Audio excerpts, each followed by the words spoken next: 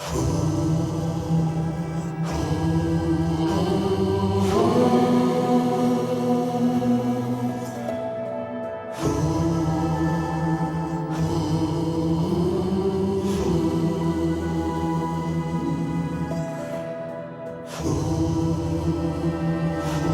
Rosal, meron tayong mga IPs dito, tinatawag silang mga Akkanon Bukidnon. Mostly dito ng mga residents is IPs, part of the Akkanon Bukidnon tribes. Kanina nag-talk tayo regarding sa IPRA law para ibahagi natin sa kanila yung mga kanilang mga karapatan bilang IP community dito sa Rosal. Kasi siguro yung marami sa kanila hindi nakakaalam kung ano yung mga karapatan nila bilang IPs. So mas mabuti na nandito tayo para ipaalam sa kanila kung ano yung mga importansya ng mga karapatang ito para magamit din nila at saka ma-share sa kanilang komunidad na ito pala is meron pala tayong right to ancestral domains, meron pala tayong karapatan of equal opportunities para mabigyan tayo ng trabaho, ng education at sa lahat ng mga other benefits na binibigay ng ating government.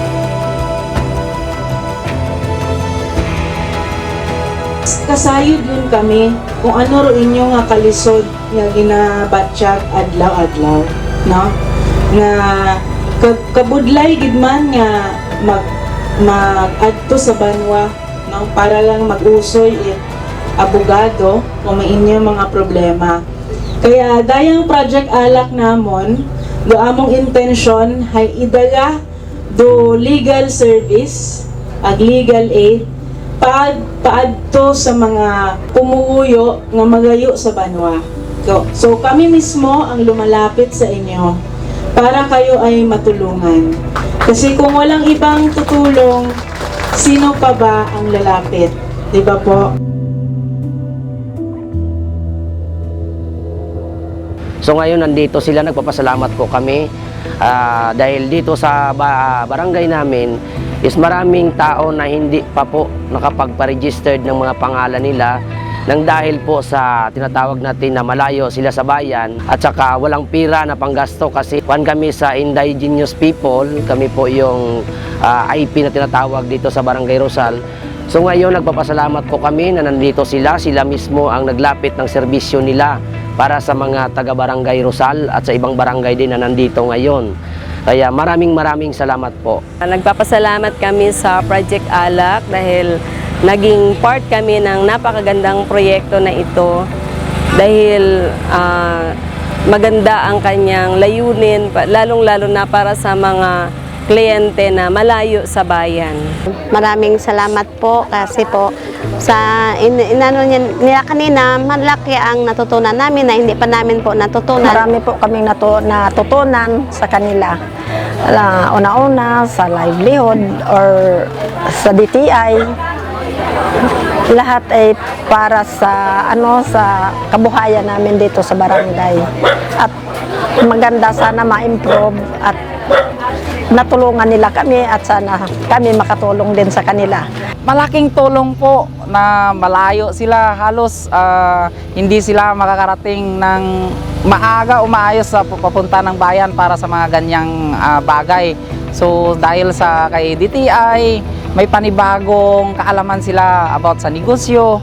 Yung sa mga attorney natin sa Alak ay malaking tulong po talaga sa mga kapatid nating IPs dito. Sa mga sa Livebird, sa PSA na yan ay napakaganda po dahil mariregistered na po yung mga hindi pa na-registered. And ito pong programa namin na Project Alak, this is our second time to be partner with the RLB and Associates Law Office, Project Alak. Dito po ngayon kami sa Barangay Rosal, Bacau, Aklan.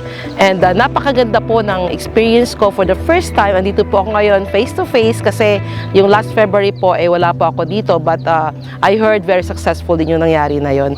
And today, I'm very happy to be here kasi napaka-organized ng aming ginawa ngayon na konsultasyon ng programa dahil sa aming mga partners like ang aming First APMFC, ang ating barangay, ang ating LGU Bacau at ang marami pang mga ibang partners. partners. And we're very lucky that Rotary Club of Metro Calibo has been part of Project ALAC. And rest assured that we will continue to be supportive to your project. And we thank Attorney Ronnie Barrios for bringing this services near to the people, especially sa atong Makasiman Waya dito sa probinsya ng Aklan. Simple lang naman ang layunin ng Project ALAC. Ito ay mabigyan ng impormasyon ang mga tao sa kanilang karapatan at mabigyan sila ng libreng serbisyong legal. Lalong-lalo na doon sa mga lugar na walang access sa mga abogado. Ito ang aming advokasya na ipaabot ang kaalaman tungkol sa batas at para lahat tayo ay magkaroon ng equal opportunity to have legal service.